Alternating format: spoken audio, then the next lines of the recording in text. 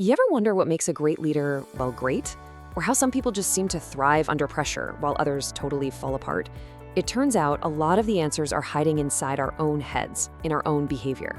So, let's get into it. We're going to unpack a guide to really mastering ourselves and, in the process, understanding everyone else a whole lot better.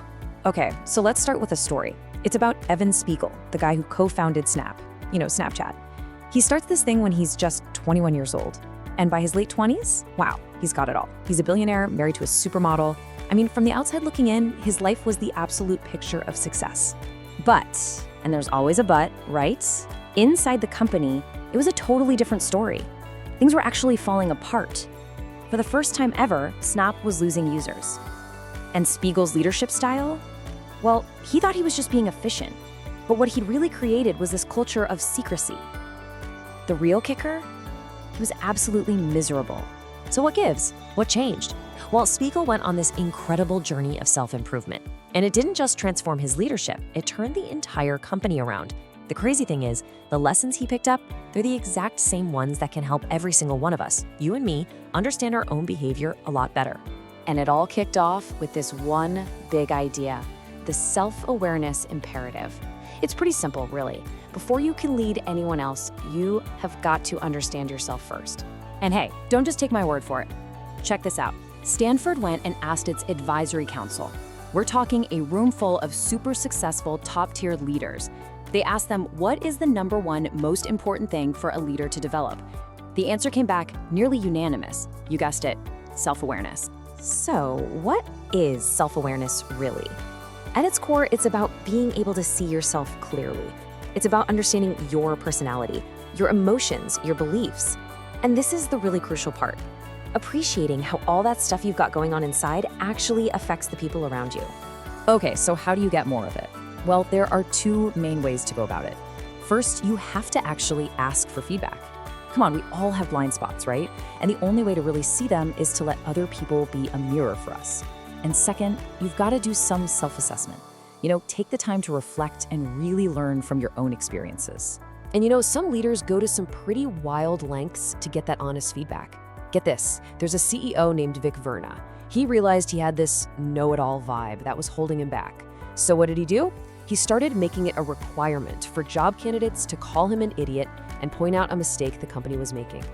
I know, it's an extreme example for sure, but it just goes to show you how valuable it is to break down those walls to get to the real truth. All right, so once you start looking inward, it kind of naturally leads you to the next big piece of the puzzle.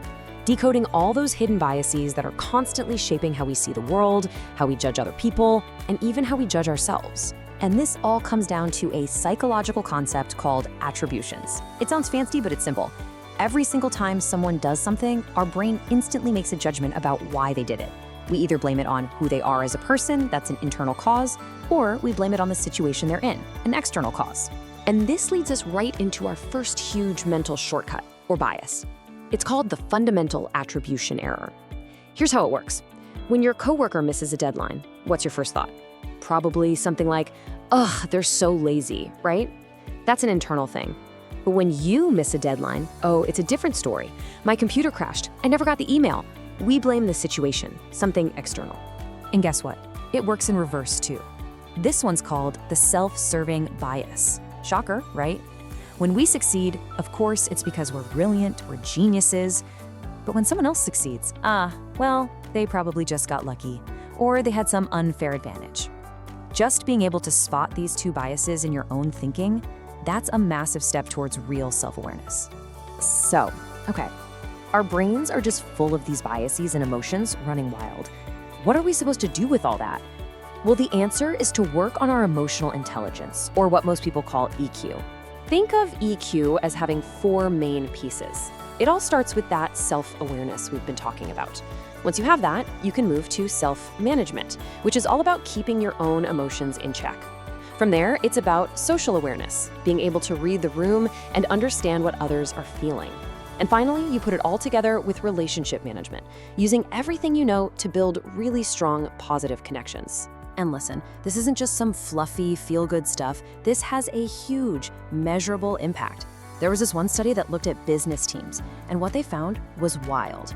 On the absolute best, highest performing teams, the ratio of positive to negative comments was almost 6 to 1. And on the worst performing teams, it was 0.36 to 1. That means for every one positive thing said, there were almost 3 negative things said. The takeaway is crystal clear. EQ drives real-world results. Okay, so let's say we're getting better at being aware of ourselves, our emotions, the whole deal. Now what? How do we actually turn that awareness into getting things done effectively? Simple. You need a system. And any really good system, any of them, they're all built on 3 core ideas. First, you need clarity of mind. I love this phrase. Your brain is for having ideas, not for holding them. Get them out. Second, clarity of objectives. You've got to know exactly what you're trying to do. And third, you just need an organized system to keep track of everything. So here is a tried and true 5-step method to get you there. First, you just empty your head. Write down everything that's grabbing your attention. Then, for every single item, you decide the very next action. Can you do it now, delegate it, or put it off? Then, you get organized. You schedule those deferred items and make your action lists. The secret sauce, though, is the weekly review. That's what keeps the whole system humming along, so you can just trust it and focus on what you need to do right now. But let's be real. Even with the absolute best system in the world, life is going to throw curveballs at you. It just is. And that's why this final piece of the puzzle is so important. We're talking about building unshakable resilience. So what is resilience? It's that ability to get knocked down and then get right back up again, maybe even a little stronger. It's what lets you adapt, to bounce back from all the stress and failure and conflict without letting it completely wreck your performance. And here's something really important to get. Not all stress is created equal. There's challenge stress. That's the good kind. It's what fires you up before a big presentation. It sharpens your focus. But then there's threat stress, and that's the bad stuff. That's the kind that just burns you out and messes with your work, your health, everything. The whole game is learning how to keep stress in that productive, challenge zone. And make no mistake, this is a massive issue. A whopping 80%, 8 out of 10 US employees say they feel stressed out on the job.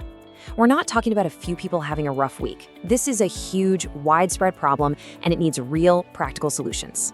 So what can we actually do about it? Well, managers can help build resilience on their teams in a couple of really key ways. First, create social support. Build a culture where people actually feel respected and valued. And second, give people more control over their work, more flexibility. There was this one company in New Zealand that let its employees design their own 4-day work week. You know what happened? Productivity shot up by 20%. So when you put it all together, from self-awareness all the way to resilience, these are the tools that let us navigate our own complicated inner worlds. Look, stress is going to happen, it's inevitable, but burnout is not. The big difference maker is resilience. So the only real question left is, how are you going to build yours?